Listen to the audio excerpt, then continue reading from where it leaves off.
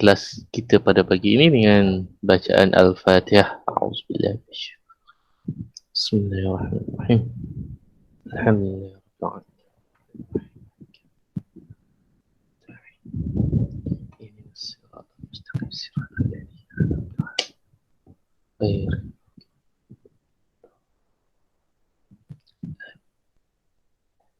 Okey, so kita ada 18 orang daripada 25 kalau tak silap Okey, so tanpa melengahkan masa lagi,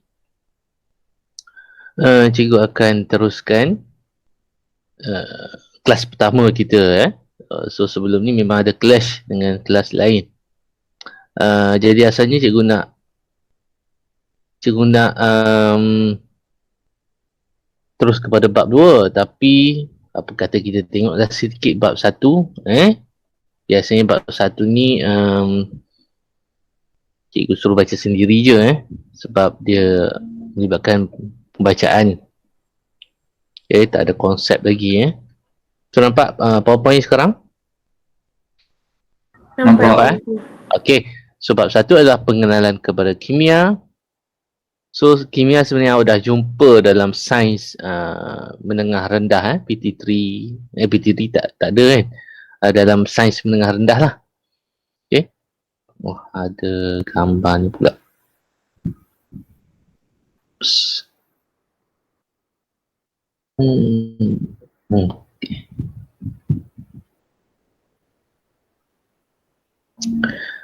Okey, jadi apa yang kita nak tengok dalam bidang kimia ni, kepentingan dia, maksud dan penyiasatan saintifik. Okey, jadi kepentingan dia, kimia menyumbang kepada banyak penggunaan dalam kehidupan seharian kita. Lepas tu ada perkembangan bidang kimia dan sumbangan teknologi kimia dan banyak kerjaya berkaitan bidang kimia. Cikgu pergi laju bab ni.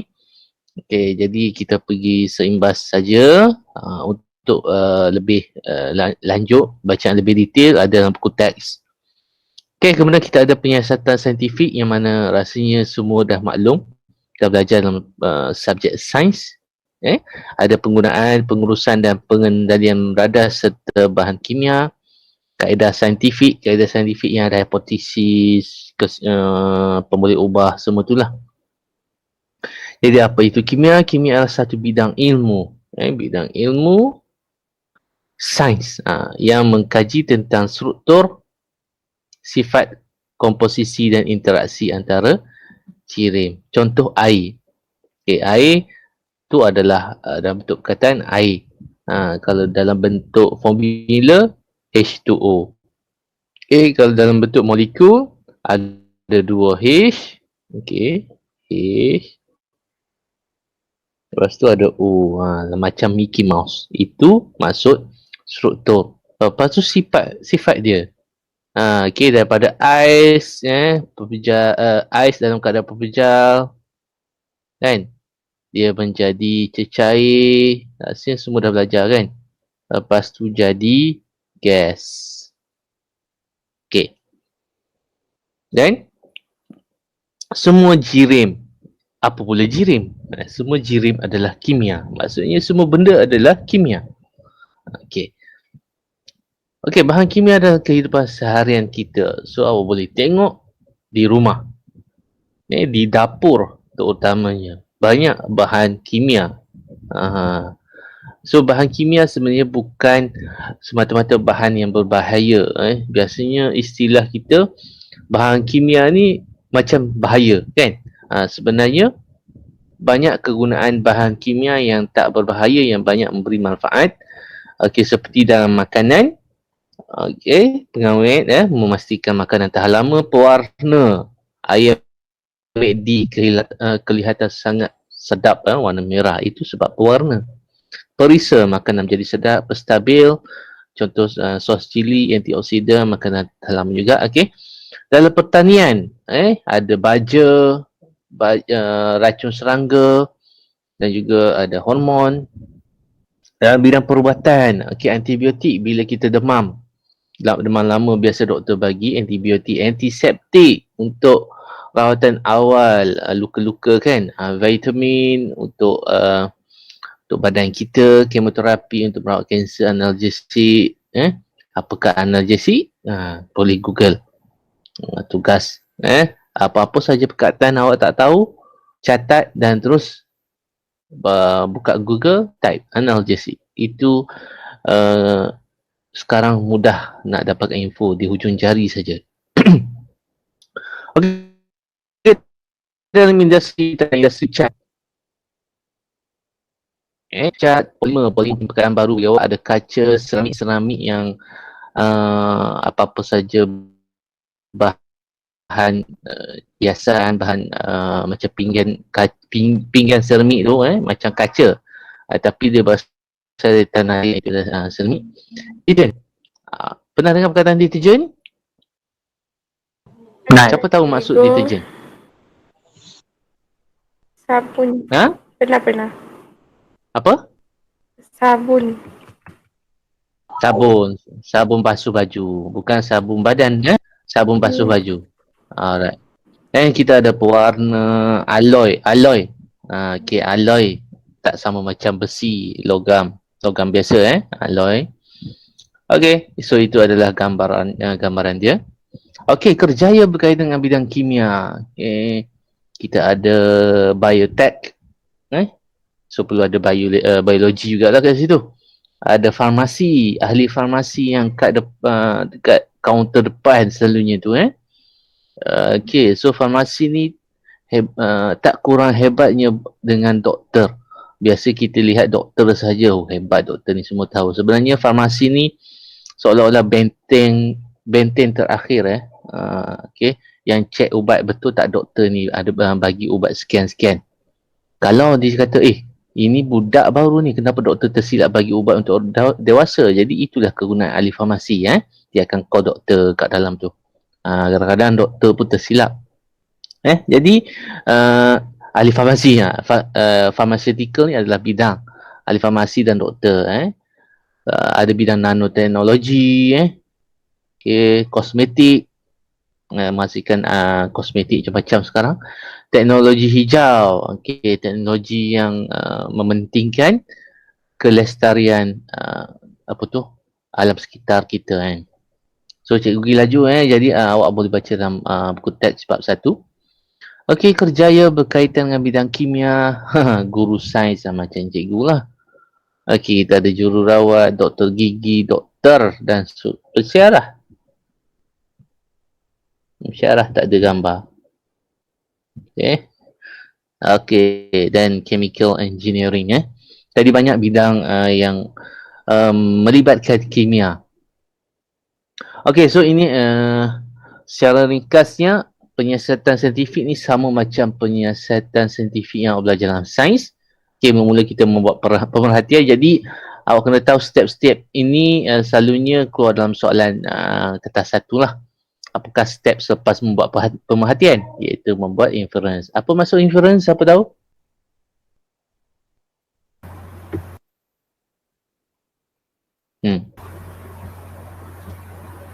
Menggunakan pengumpulan data dan pengalaman lalu untuk membuat kesimpulan dan menerangkan sesuatu peristiwa.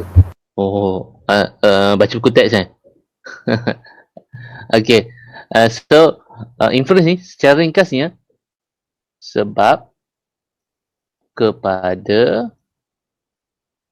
pemerhatian. Kenapa bila hujan dan tiba-tiba datangnya panas, ada pelangi? Tadi pemerhatian, pelangi terbentuk selepas hujan, kan? So kenapa? Jadi itulah inference dia. Cahaya mengalami penyebaran cahaya, bla bla bla, itu adalah inference sebab kepada pemerhatian. Pemerhatian ni benda yang nampak dengan mata kita, dengan telinga, dengan sentuhan. Okey, kemudian ada mengenal pasti masalah, membuat hipotesis, mengenal pasti pemboleh ubah, mengawal pemboleh ubah, merancang eksperimen. Jadi sebelum merancang eksperimen tu ada beberapa step kita perlu jalankan. Kenal pasti. Selepas eksperimen dijalankan, mestilah kita nak kumpul data. Lepas kumpul data mestilah kita tafsir. Lepas tafsir baru buat kesimpulan dan membuat laporan. Jadi step-step ni awak boleh rujuk lagi sekali dalam buku teks dengan detailnya. Okey, so ini adalah penerangan step 1. Okey, buat perhatian. Okey, tentang maklumat tentang objek dan fenomena dengan deria, dengan organ deria kita. Inference. Okey, sebab kepada pemerhatian tadi. Okey, membuat kesimpulan. Ini secara panjangnya, secara detailnya macam inilah. Guna data yang dikumpul dan melalui untuk membuat kesimpulan. Okey, mengenal pasti masalah. Tanya soalan berdasarkan inference. Contoh tadi, mengapakah pelangi terbentuk selepas hujan? Jadi, mengenal pasti masalah. Ada tanda soal. Okey. Adakah makan banyak akan menyebabkan kegemukan? Itu adalah mengenal pasti masalah. Hipotesis. Membuat pernyataan umum tentang boleh ubah. Okey, dimanipulasikan dan bergerak balas. Okey, so lepas ini awak akan dengar cikgu akan gunakan perkataan manipulasi itu sebagai MV, manipulated variable. Bergerak balas itu adalah RV, responding variable. Okey, jadi semua ini rasanya semua dah tahu. Mungkin ada yang tak ingat. Dimanipulasi ni benda yang kita boleh diubah semasa penyiasatan. Okey, kita ubah A, kita contoh nak kaji apa nak kaji roti yang disentuh dengan tangan, contoh. Okey, roti satu kita sentuh dengan tangan yang tak basuh. Tak basuh ini contoh dalam yang mudah lah bagi nampak kan. Tangan yang tak basuh disentuh kepada roti. Lepas tu kita test yang kedua, roti yang kedua, tangan kita ni kita sanitize. Sekarang musim pandemik sekarang kan, penting sanitize. Kenapa? Jadi selepas beberapa hari kita tengok keadaan roti. So pasti yang tak basuh tu akan penuh dengan kulat. Manakala yang kita sanitize tu mungkin ada hanya sedikit kulat. Jadi apa yang kita ubah kat sini adalah keadaan tangan tak basuh dan juga yang dah sanitize ataupun yang dah disabun. Jadi itu adalah manipulasi kita ubah. Yang bergerak balas, apa yang kita nak lihat. Contoh keadaan roti tadi kan. Kita nak tengok keadaan roti selepas beberapa hari. Sama ada berkulat ataupun tidak. Okay. Jadi itu adalah responding, bergerak balas. So yang dimalarkan sepanjang eksperimen tu kita tak boleh nak ubah dia. Kalau ubah akan mempengaruhi eksperimen. Contoh kat sini saiz roti. Awak tak boleh guna yang sebelah ni yang tak basuh tu kecil. Yang sebelah sini besar. Tak boleh. Jadi tak adil. Jadi itulah seberingkas penerangan pemboleh ubah yang mana selepas ni awak kena betul-betul mahir mengenal pasti pemboleh ubah. Okey, jadi apa selepas itu kita boleh mengawal pemboleh ubah, macam mana kita nak kawal dia, nak adjust dia. Macam tadi kita gunakan tangan tak basuh dengan tangan di sanitize, itu cara kita manipulasi, cara kita mengawal lah pemboleh ubah. Lepas tu kita merancang eksperimen, tentukan bahan dan radas perlu digunakan. Kalau roti tadi mestilah perlu ada roti. Lepas tu nak letak kat mana roti? Dalam plastik. Lepas tu nak letak dekat peti ais ke, dekat tempat gelap ke, tempat cerah. Itu adalah merancang. Kita rancang nak buat macam mana. Lepas tu kita kumpul data. Okey, kumpul data selepas beberapa hari, kita lihat pemerhatian dia dan kita rekod. Kita tafsir. Okey, contoh kenapa roti A yang disentuh dengan tangan yang tak basuh kulat banyak. Jadi itu tafsir data. Dan membuat kesimpulan. Kesimpulannya tangan yang tak basuh memang banyak mikroorganisme ataupun bakteria ataupun kulat atau boleh menyebabkan berlakunya pertumbuhan kulat yang banyak. Okey, itu kesimpulan. dan baru buat report. Okay, so cikgu pergi laju untuk bab 1 ni. Biasa suruh baca sendiri je. Okay, lepas tu yang ni boleh baca sendiri dengan detail penggunaan, pengurusan dan pengenalian radar serta bahan kimia. Okay, dan mula-mula kita kena tahu alat pelindung diri dan peralatan keselamatan. Kita ada goggle, iaitu kacamata keselamatan. Sudah pastilah itu untuk mengelakkan percikan bahan kimia mengenai mata kita. Okey, kemudian kita ada sarung tangan. Beberapa eksperimen memerlukan kita memakai sarung tangan.